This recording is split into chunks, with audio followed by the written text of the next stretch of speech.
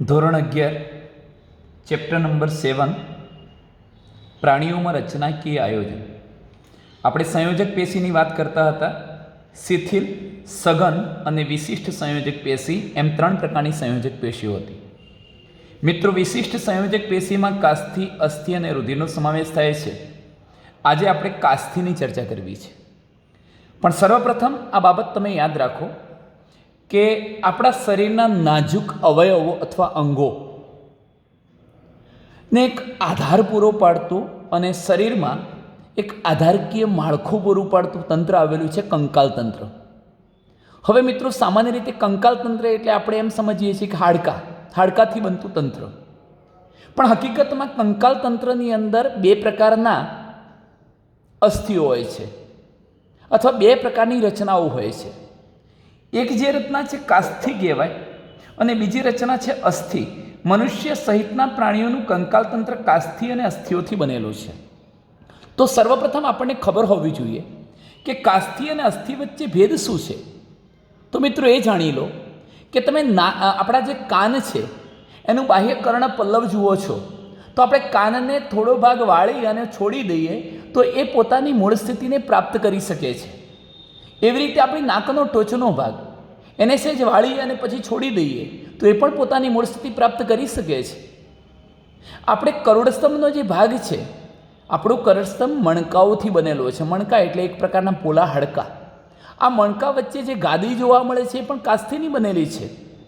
હાથ અને પગના અસ્થિઓ પર પણ કાસ્થિનું આવરણ હોય છે.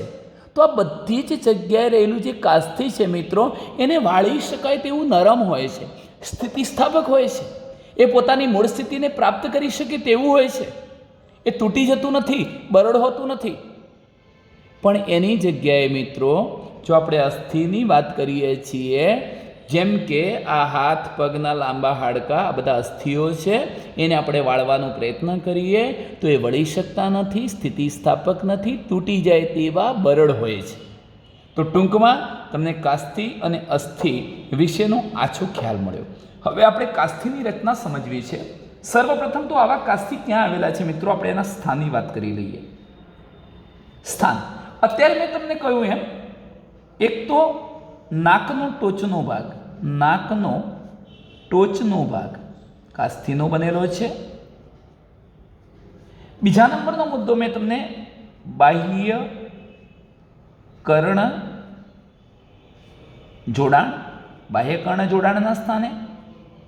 ત્રીજી વસ્તુ મેં તમને કહી કે કરોડસ્તંભની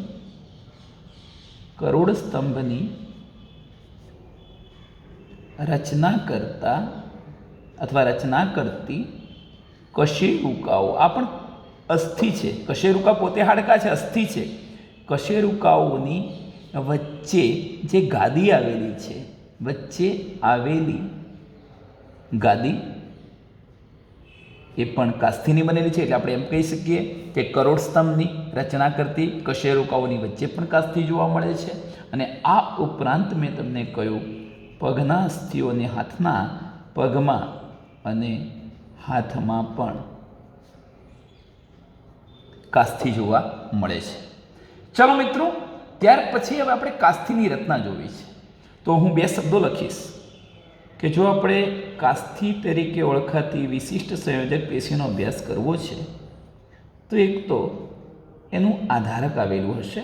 આ પેશીની રચનામાં આધારક એટલે શું મિત્રો? તો એમ પણ તમે કહી શકો આંતરકોષીય દ્રવ્ય.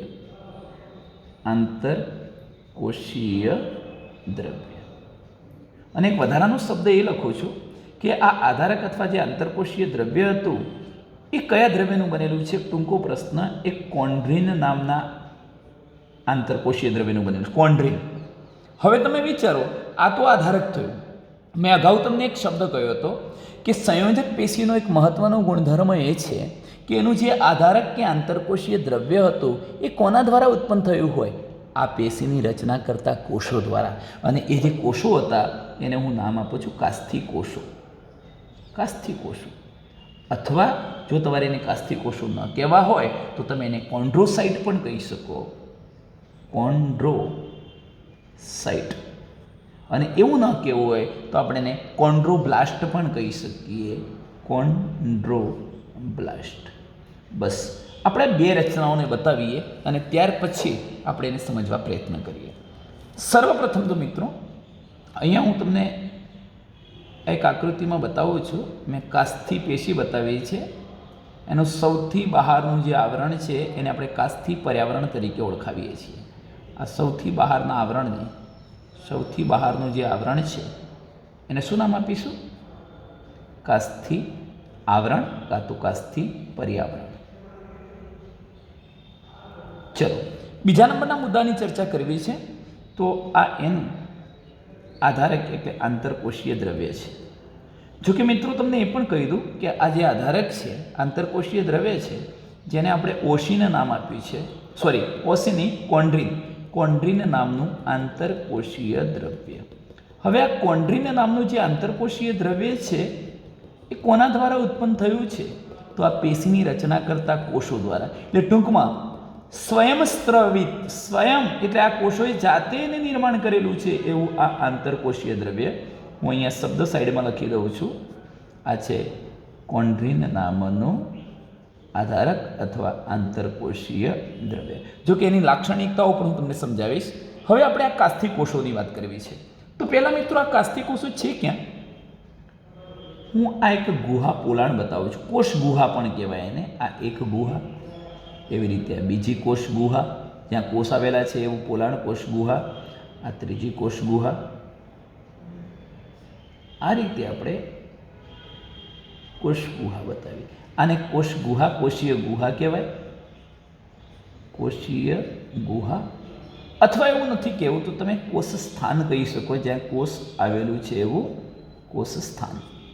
સારું, હવે આ જે કોષીય ગુહા કે કોષ સ્થાન હતા એની અંદર તમે જોઈ શકો છો મિત્રો, હું આ પ્રકારની રચના બતાવું છું. મેં આ એક કાસ્થિ કોષ બતાવ્યો છે અને આ બીજો બતાવ્યો. તો અહીંયા અત્યારે મેં બે બતાવ્યા છે, બે કાસ્થિ કોષો બતાવ્યા. ધારો કે આની અંદર 4 પણ હોઈ શકે, 2 પણ હોઈ શકે, 4 પણ હોઈ શકે. હું 4 કાસ્થિ કોષો બતાવું છું. એટલે કહેવાનો અર્થ એવો છે કે આ કોષીય ગુહાઓમાં જે આ પેશીની રચના કરતા કોષો એટલે કાસ્થિ કોષો હતા એ 2ના સમૂહમાં હોઈ શકે, 4ના સમૂહમાં હોઈ શકે, 8ના સમૂહમાં હોઈ શકે, 1ના સમૂહમાં પણ હોઈ શકે, ટૂંકમાં જુદી જુદી સંખ્યામાં હોઈ શકે. હું અહીંયા એક જ બતાવું છું.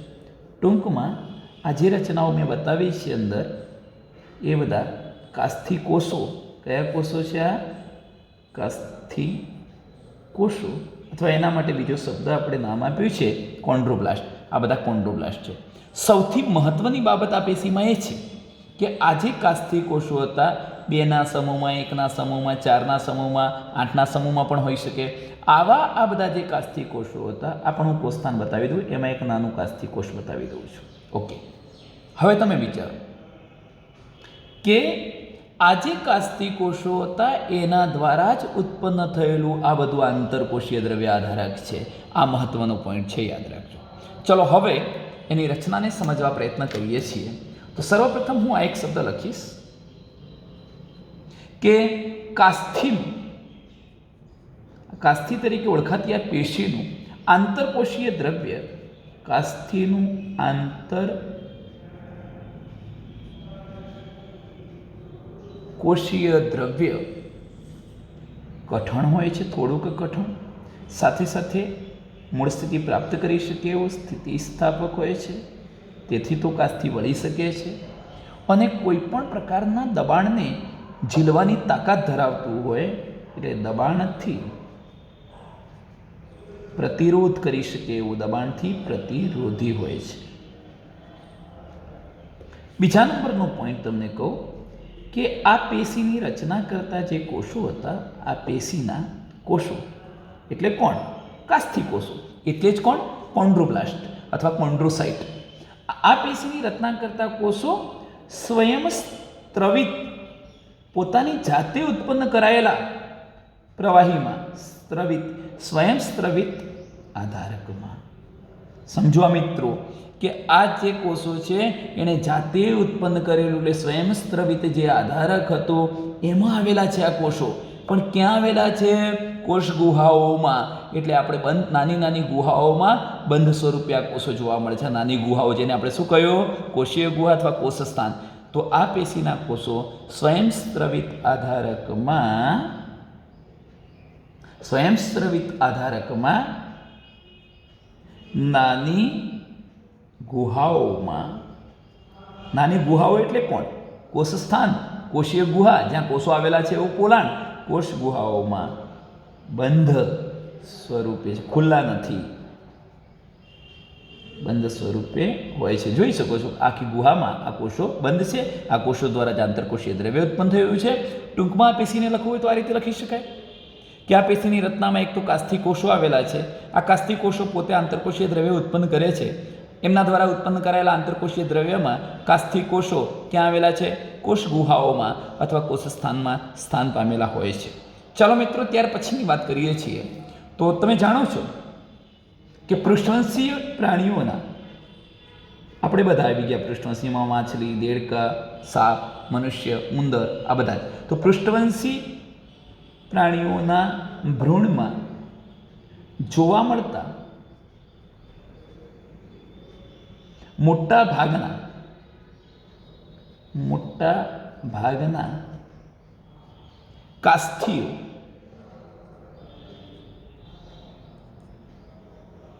પુખ્ત અવસ્થામાં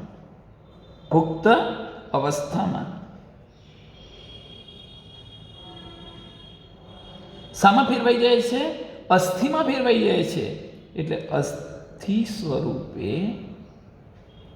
પ્રતિસ્થાપિત થઈ જાય છે. પ્રતિસ્થાપિત થઈ જાય છે. આનો અર્થ શું થાય? યાદ રાખો કે મિત્રો, આ પૃષ્ઠવંશી પ્રાણીઓના જે ભ્રૂણ વિકાસ દરમિયાન તમે એ બાળકનું, એ ભ્રૂણનું કંકાલ તંત્રનો અભ્યાસ કરો તો એના બધી જ રચનાઓ ફક્ત કાસ્થિ સ્વરૂપે હતી. અને એનું એક લેટેસ્ટ ઉદાહરણ આપું કે જ્યારે તાજું જન્મેલું બાળક, એના કપાળના ભાગને આપણે દબાવીને જોઈએ તો એ પોચું હોય છે મિત્રો. પણ જ્યારે વ્યક્તિ પુખ્ત બની જાય છે ત્યારે ભાગ કઠણ થઈ જાય છે, પોચો રહેતો નથી. એનો મતલબ એ થયો કે ભ્રૂણની અંદર કંકાલ તંત્રની રચના કરતાં બધા જ કાસ્થીઓ હતા. પણ જેમ જેમ એ બાળક પુખ્ત થતું ગયું, એ ભ્રૂણ પુખ્ત બને છે, તેમ તેમ એમાંના મોટા ભાગના કાસ્થીઓ અસ્થિમાં ફેરવાઈ જાય છે. એવા અસ્થિઓને આપણે કાસ્થિજાત અસ્થિ પણ કહીશું. શું નામ આપી શકીએ?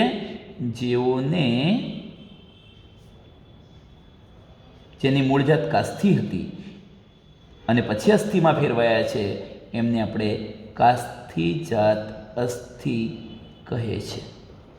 હા, કેટલીક રચનાઓ આજીવન કાસ્થિ સ્વરૂપે રહે છે, જેમ કે નાકનો ટોચનો ભાગ મેં કહ્યો તમને, કરોડસ્તંભની વચ્ચે કશેરુકાઓના વચ્ચે જે ગાદી રહેલી છે એની વાત કરી, કર્ણપલ્લવની વાત કરી. એવી કેટલીક રચનાઓ આજીવન કાસ્થિ સ્વરૂપે રહે છે.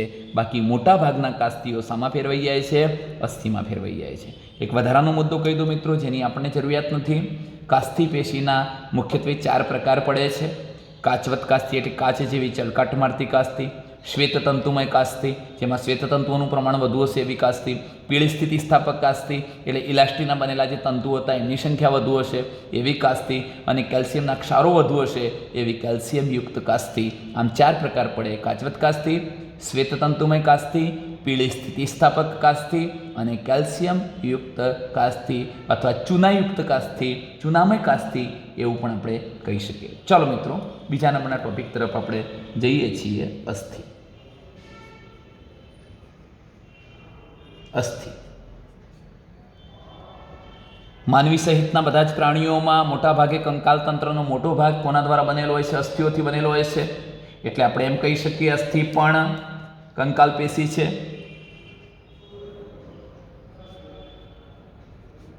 અસ્થિ પણ કંકાલ પેશી છે. આ અસ્થિની લાક્ષણિકતા શું છે? તો મિત્રો, અસ્થિ તે ઘન હોય છે.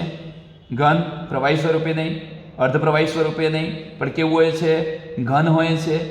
બરડ તૂટી જાય તેવું જો વાળીએ તો એ બરડ તૂટી જાય તેવું.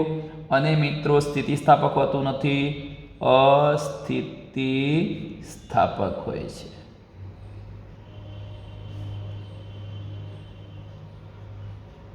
બીજો એક મહત્વનો મુદ્દો કે અસ્થિના આધારક એટલે કોણ? મેં કહ્યું હતું આંતરકોશીય દ્રવ્ય. આંતરકોશીય દ્રવ્ય જે પણ અસ્થિકોષો આ પેશીની રચના કરતા કોષો દ્વારા જ ઉત્પન્ન થયું હશે, તો એનું જે આધારક હતું, આંતરકોશીય દ્રવ્ય હતું મિત્રો, એ આંતરકોશીય દ્રવ્ય, ત્યાં આપણે કાસ્થીમાં કોન્ડ્રીન કહેતા હતા, પણ અસ્થિના આધારક ઓસિન દ્રવ્યથી બનેલા છે. એટલે કોન્ડ્રીન નહીં, ઓસિન દ્રવ્યનું બનેલું આધારક. તો ટૂંકમાં અસ્થિના આધારકમાં ઓસિન દ્રવ્ય તો હોય જ છે. જેમ ત્યાં કાસ્થીમાં કોન્ડ્રીન હતું, કોના દ્વારા ઉત્પન્ન થયું? કાસ્થિ કોષો દ્વારા. એમ અસ્થિના કોષો દ્વારા, અસ્થિકોષો દ્વારા ઓસિન દ્રવ્ય ઉત્પન્ન થયું હશે. તો ઓસિન દ્રવ્ય તો હશે જ, પણ સાથે સાથે તેમાં એના આધારકની અંદર જુદા જુદા પ્રકારના એટલે વિભિન્ન પ્રકારના ક્ષારો પણ હશે. વિભિન્ન પ્રકારના ક્ષારો આવેલા હોય છે. ખાસ કરીને કેલ્શિયમનું પ્રમાણ ત્યાં વધુ હશે. મેં તમને કહ્યું કે અસ્થિ નામે ઓળખાતી આ જે પેશી હતી, એટલે કે અસ્થિની રચના કરતા કોષોને આપણે શું કહીશું? અસ્થિકોષો અથવા ઓસ્ટિયોસાઇટ. અસ્થિકોષો અથવા ઓસ્ટિયોસાઇટ કહે છે. અને કાસ્થિની સાપેક્ષમાં અસ્થિની જે રચના છે એ જટિલ હોય છે. અસ્થિની રચના વધુ જટિલ હોય છે. કેવી જટિલ હોય છે હું આકૃતિમાં બતાવું છું મિત્રો. અસ્થિની રચના થોડી વધુ જટિલ હોય છે. હવે અસ્થિનું કાર્ય શું છે પહેલાં એ જોઈ લઈએ. તો જોજો, આ જે પેશી છે એ અસ્થિને મજબૂતાઈ આપે છે. તે શરીરની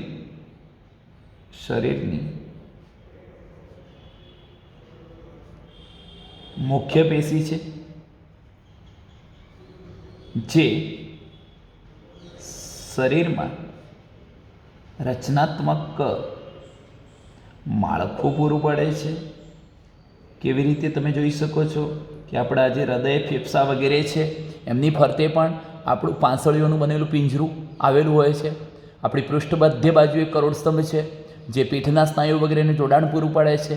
હાથ પગના અસ્થિઓ જે છે એ સ્નાયુ પેશીને જોડાણ પૂરું પાડે છે, જેના કારણે આપણે હલનચલન પ્રચલન કરી શકીએ છીએ. આપણું જે મગજ છે, ચેતાકોષોથી બનેલો સેન્સિટિવ ભાગ ખૂબ જ કોમળ મૃદુ છે, અને મગજની ફરતે જે આપણી મગજ પેટી, મસ્તક પેટી આવેલી છે એ પણ હાડકાની અસ્થિની બનેલી છે. ટૂંકમાં શરીરના નાજુક અંગોને રક્ષણ આપવાનું પણ એ કાર્ય કરે છે એમ આપણે કહી શકીએ મિત્રો. ચલો ત્યાર પછી આપણે વાત કરીએ છીએ તો અસ્થિ એ અત્યારે મેં કહ્યું એમ અસ્થિ કોમળ જે ભાગો હતા, કોમળ પેશીઓ હતી, એમને કોમળ પેશીઓ તથા અંગોને આધાર તો આપે જ છે, પણ સાથે સાથે આધાર અને રક્ષણ પૂરું પાડે છે. આધાર અને રક્ષણ પૂરું પાડે છે. ત્યાર પછીના મુદ્દાની ચર્ચા કરીએ તો અસ્થિકોષો કોષ સ્થાનોના અવકાશમાં આવેલા હોય છે. હું તમને આકૃતિમાં બતાવું છું કયા કોષ સ્થાનના અવકાશ. તો અસ્થિની રચના કરતા અસ્થિકોષો એ પણ જ્યાં અસ્થિકોષ ગોઠવાયેલા છે એવું સ્થાન, એટલે કોષ સ્થાનોના અવકાશ એટલે એના પોલાણમાં આવેલા હોય છે. ખાસ કરીને આપણા જે પગ છે, પગના અસ્થિઓ મિત્રો, લાંબામાં લાંબુ જે અસ્થિ છે એ ઉર્વસ્થિ છે, અને એ પગના જે અસ્થિઓ છે એમાં હજુ તમને કહું તો ઉભય નલાસ્થિની વાત કરીશું. ઉભયાસ્થિ અને નલાસ્થિ એવા જે ભાગ છે, ટીબિયો ફિબ્યુલા, બરોબર મિત્રો. એવા જે અસ્થિઓ છે, પગના અસ્થિઓ, એ લાંબા અસ્થિઓ ભાર સહન કરવાનું કામ કરે, શરીરનું વજન સહન કરે છે. આપણે જ્યારે દોડતા હોઈએ વગેરે એ વખતે પણ બધો જે ભાર છે એ પગના અસ્થિ પર આવતો હોય છે. તો ટૂંકમાં પગના અસ્થિ જેવા લાંબા અસ્થિ ભાર વહનનું કાર્ય કરે છે. હવે જુઓ, આપણે બીજા મુદ્દાની ચર્ચા કરીએ પહેલાં મેં તમને કહ્યું કે આપણે હલનચલન કરી શકીએ છીએ. કેમ? કારણ કે સ્નાયુઓ આ હાડકા સાથે જોડાયેલા હોય છે. એટલે એ મુદ્દો પણ લખી લઈશું કે અસ્થિ કંકાલ સ્નાયુ પેશી જોઈશું. એટલે મિત્રો તમને ખબર પડશે આ કંકાલ સ્નાયુ એ સ્નાયુ પેશી છે, એ હાડકા સાથે જોડાય છે. એટલે એમ કહી શકાય અસ્થિ કંકાલ સ્નાયુઓ સાથે જોડાઈને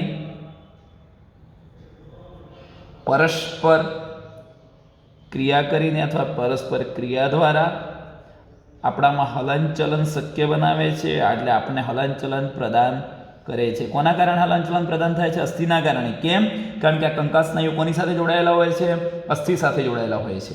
એના કારણે આપણે હલનચલન કરી શકીએ છીએ. કેટલાક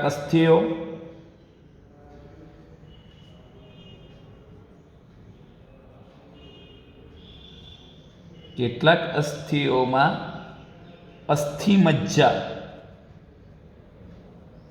અસ્થિમજ્જા રુધિરકોષોના ઉત્પાદન માટે જવાબદાર છે. બોન મેરો રુધિરકોષોના ઉત્પાદન માટે જવાબદાર છે. મિત્રો તમે જાણો છો કે આપણે રક્તકણ, શ્વેતકણ અને ત્રાકકણ એ ત્રણેય પ્રકારના કોષો, ભલે પ્રવાહી સંયોજક પેશી રુધિરના કોષો છે, પણ એની લાક્ષણિકતા એ છે કે આ જે કોષો છે એ ઉત્પન્ન ક્યાંથી થાય છે? અસ્થિપેશીના કોષો દ્વારા. અસ્થિપેશીમાં અસ્થિમજ્જા નામે ઓળખાતી એક રચના છે. એ રચનામાંથી રક્તકણ, શ્વેતકણ અને ત્રાકકણ જેવા કોષોનું વિભેદન થતું હોય છે. ટૂંકમાં રુધિરની રચના કરતા જે કોષો હતા એ પણ આ અસ્થિઓના અસ્થિમજ્જામાંથી ઉત્પન્ન થાય છે. હવે હું એક વાક્ય લખું છું અને ત્યાર પછી આને આપણે આકૃતિમાં સમજીએ છીએ. સસ્તનના, આ ટૂંકો પ્રશ્ન પૂછાય છે મિત્રો, સસ્તનના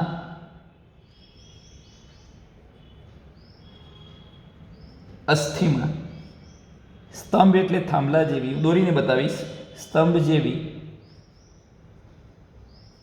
ઘણી રચનાઓ જોવા મળે છે. સ્તંભ જેવી ઘણી રચનાઓ જોવા મળે છે, જેને આપણે સંયુક્ત રીતે શું નામ આપીએ છીએ? હાવર્ષીયન તંત્ર કહીશું. આ ટૂંકો પ્રશ્ન યાદ રાખજો, હાવર્ષીયન તંત્ર કહે છે.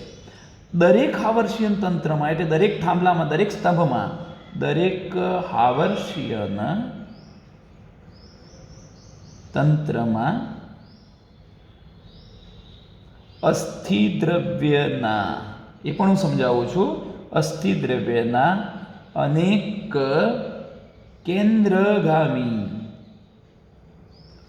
કેન્દ્રગામી કોટરો વર્તુળાકારે ગોઠવાઈને શું રચના બનાવે છે? તો અક્ષીય કેન્દ્રવર્તી નલિકા, જેને આપણે કહેવું હોય તો હાવર્ષીયન નલિકા રચે છે. ચાલો મિત્રો આકૃતિમાં જોઈએ. ફરી એકવાર મુદ્દાઓનું પુનરાવર્તન કરી લઈશું, પણ હવે તમે આકૃતિમાં એને સમજો. ચલો મિત્રો, બુકની આકૃતિ કંઈક આવી છે.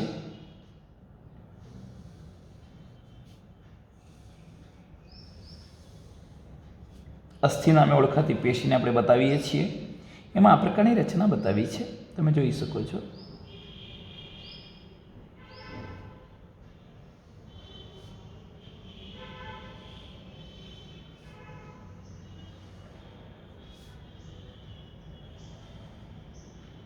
આ એક હાવર્ષીયન તંત્ર છે મિત્રો.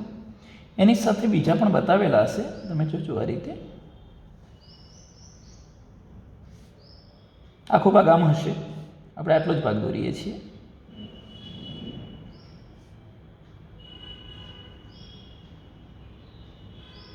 આટલો જ ભાગ બતાવીએ છીએ. એ રીતે હું અહીં બતાવી દઉં. ચલો આખી રચના પણ બતાવી શકાય આ રીતે.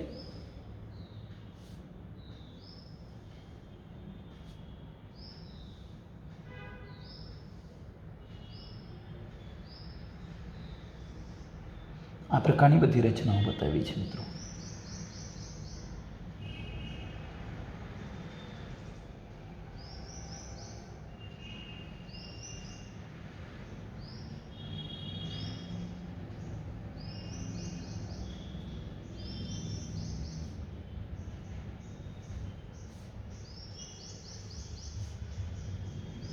છૂટી જવાઈ આવી આપણે રચનાઓ બતાવીએ છીએ. એને હું અલગથી પણ દોરી બતાવીશ, પણ બુકની રચના આ પ્રકારે બતાવી છે. એમાં તમે જુઓ તો આ ધારો કે અસ્થિકોષ છે, અસ્થિકોષ છે. જો કે એવા ઘણા બધા અસ્થિકોષો હશે, પણ આવી કંઈક રચનાઓ બતાવેલી છે આ પ્રકારની. આ શું છે એને પણ આપણે જોઈએ.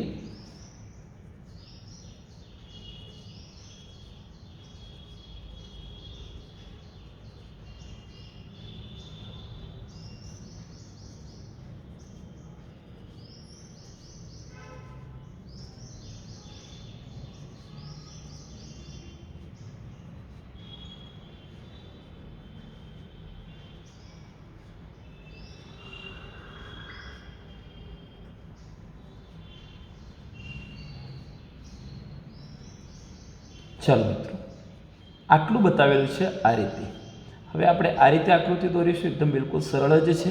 આ રીતના આકૃતિ આપણે દોરી શકીએ. બાકીનું બધું જ તમે જોઈ શકો છો એ એનું આંતરકોષીય દ્રવ્ય આધારક છે. હા, અહીં પણ હોઈ શકે, અંદર પણ હોઈ શકે. આંતરકોષીય દ્રવ્ય છે આધારક, જેને આપણે ઓસિન એવું નામ આપ્યું હતું. અને સાથે સાથે એના આંતરકોષીય દ્રવ્યમાં જુદા જુદા પ્રકારના ક્ષારો પણ હોય છે, એવી આપણે વાત કરી હતી. પણ મિત્રો, આકૃતિમાં આ રચના શું છે? તમે એક બાબત વિચારો કે એક થાંભલા જેવી આમ સળંગ ઊભી રચના થઈ, બીજી, ત્રીજી, ચોથી, આવા અનેક સ્તંભો થયા. એને આપણે હાવર્સિયન તંત્ર કહ્યું. હવે આ હાવર્સિયન તંત્રમાં મારે હાવર્સિયન નલિકા કેવી છે? તો આ એક હાવર્સિયન નલિકા, બીજી હાવર્સિયન નલિકા, આ ત્રીજી હાવર્સિયન નલિકા. આ રીતે આપણે હાવર્સિયન નલિકાઓના મુદ્દાની પણ ચર્ચા કરી શકીએ. મિત્રો, આને મારે એક અલગ આકૃતિમાં બતાવવું છે તો હું આ પ્રકારની રચનાને બતાવી શકું. તમે અહીંયા જોઈ શકો છો આ પ્રકારની રચના હું દોરીશ. જેમ કે હું એક અસ્થિપેશીની રચના બતાવી રહ્યો છું. એમાંથી મારે એક જ હાવર્સિયન તંત્ર બતાવવું છે. તો એક હાવર્સિયન તંત્રમાં હું આ પ્રકારની એક પ્રોસેસ બતાવું છું. જરા ધ્યાન રાખજો. આ એક ડોટેડ લાઇન વર્તુળ બતાવી દીધું છે. હું આ પ્રકારનું અહીંયા બીજું નજીક વર્તુળ બતાવી શકું, ત્રીજું બતાવી શકું. એની એ જ રચનાઓ આપણે ઘણી બધી કેન્દ્રાભિવર્તી નલિકાઓ બતાવી શકીએ. એમાં મહત્ત્વનો પોઈન્ટ એ છે કે હું અહીંયા જે રચના બતાવું છું એને જરા ધ્યાનથી સમજો કે મેં આ એક પોલાણ બતાવ્યું છે, જ્યાં કોષ ગોઠવાઈ શકે એવું પોલાણ. જો મિત્રો, આખો એક પોલાણ થયું. એવી રીતે હું બધી જ રચનાઓમાં બતાવી દઉં.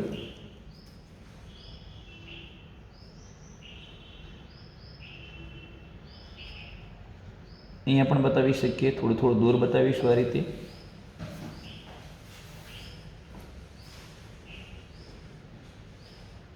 આ પ્રકારની રચનાઓ બતાવી. બીજી બે બતાવી દઈશું.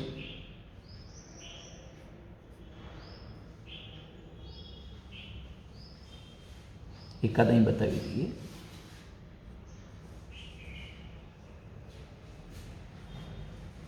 ચાલો મિત્રો, મેં અહીંયા આ એક બાબત વિચારો, કોઈ એક ભાગને હાઇલાઇટ કરીને બતાવ્યો છે. આમાં આ જે છે એ કોષ સ્થાન છે. કોષ સ્થાન જેમાં કોષ હશે. હવે કોષ ક્યાં છે? આ તો કોષ સ્થાન થયું. મારે અહીંયા બતાવવું છે તો હું આ પ્રકારના જે અનિયમિત કોષો બતાવું છું આ રીતે. એ છે મિત્રો અસ્થિકોષો. આ પેશીની રચના કરતા કોષો અસ્થિકોષો છે. આ અસ્થિકોષો બતાવ્યા. આ મેં બ્લેક પેનથી બતાવ્યા છે એ બધા જ છે અસ્થિકોષો. હવે આ અસ્થિકોષો છે એ ક્યાં આવેલા છે? કોષસ્થાનમાં. એટલે આને આપણે લખીશું અસ્થિકોષ, ઓસ્ટિયોસાઇટ, અસ્થિકોષો. આ જ કોષો દ્વારા મેં તમને કહ્યું એમ આ પેશીનું સમગ્ર આંતરકોષીય દ્રવ્ય ઉત્પન્ન થયેલું છે અને માટે આપણે એને નામ આપ્યું ઓસિન. ઓસિન નામનું આંતરકોષીય દ્રવ્ય જે આ જ પેશીની રચના કરતા અસ્થિકોષો દ્વારા ઉત્પન્ન થયેલું છે. સાથે સાથે તમને કહી દઉં મિત્રો કે આ જે કોટરો હતા જેમાં કોષ ગોઠવાયેલો છે એમાં આ કેન્દ્ર આ જે તમે નળીઓ જેવી રચના જોવો છો, નલિકાઓ, આ બધી નલિકાઓ છે. આ નલિકા, જો હું આવી ઘણી બધી નલિકાઓને એકબીજા સાથે જોડી દઉં છું, જો કે હજુ આ નલિકાઓ અન્ય સાથે જોડાયેલી હશે જ, પણ આ રીતે જોડીશું એટલે આખું આ એક હાવર્ષીયન નલિકા બની, અહીંયા બીજી હાવર્ષીયન નલિકા, ત્રીજી હાવર્ષીયન નલિકા, એવી ઘણી બધી હાવર્ષીયન નલિકાઓ હશે અને ઘણી બધી હાવર્ષીયન નલિકાઓથી રચાતું જે તંત્ર છે આપણે એને શું કહીશું? હાવર્ષીયન તંત્ર કહીશું. એ પણ કહી શકું મિત્રો, આ કોષમાંથી પણ કોષીય પ્રવર્ધો બહાર આવતા હોય છે. આ કોષોમાંથી પણ કોષીય પ્રવર્ધો બહાર આવી શકે, નલિકાઓમાંથી પસાર થતા કોષીય પ્રવર્ધો આ રીતે આમ બહાર આવી શકતા હોય છે. તો ચાલો મિત્રો, હવે આપણે એના વર્ણનને સમજવા પ્રયત્ન કરીએ છીએ. બરોબર ધ્યાનથી આ બાબતને સમજજો. મેં શું કહ્યું?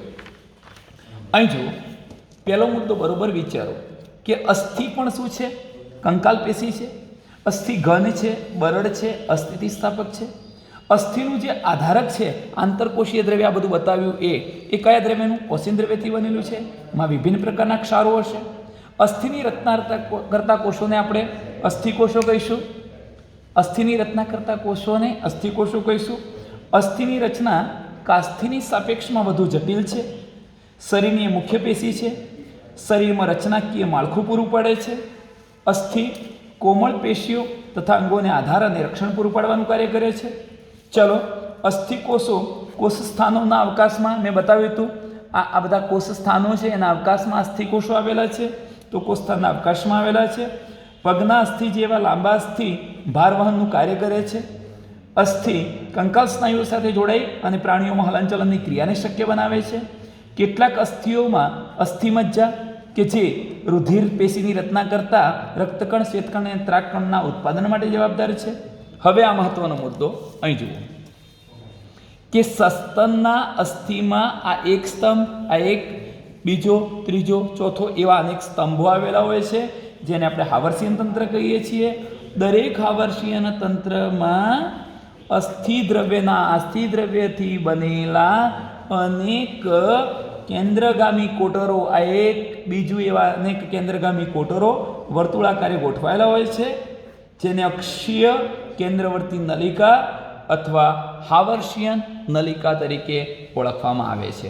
તો ચાલો મિત્રો, અહીંયા આપણે અસ્થિ પેશીની રચના પૂરી કરી. હવે આપણે એક ત્રીજા નંબરની પેશી, 2 જ મિનિટનું કાર્ય છે મિત્રો, કારણ કે એનો આપણે વિગતવાર અભ્યાસ ચેપ્ટર નંબર 17 અને 18માં કરવાના છીએ, છતાં પણ ઉપર છેલ્લો ખ્યાલ મેળવી લઈએ. તો ત્રીજી પેશી છે રુધિર. રુધિર એ પ્રવાહી સંયોજક પેશી છે. એ વિશિષ્ટ સંયોજક પેશી છે, પણ આપણે એને પ્રવાહી સ્વરૂપની હોવાથી પ્રવાહી સંયોજક પેશી કહીશું. હકીકત વિચારીએ તો આ રુધિર પ્રવાહી સંયોજક પેશીનું સંયોજક પેશી તરીકેનું સ્થાન વિવાદાસ્પદ છે, વિવાદવાળું છે, વિવાદાસ્પદ છે. એટલે સાચા અર્થમાં આપણે એને સંયોજક પેશી ન ગણી શકીએ. કેમ? કારણ કે સંયોજક પેશી તે કહેવાય કે જે પેશીની રચના કરતા કોષો દ્વારા જ એનું આંતરકોષીય દ્રવ્ય ઉત્પન્ન થયેલું હોવું જોઈએ.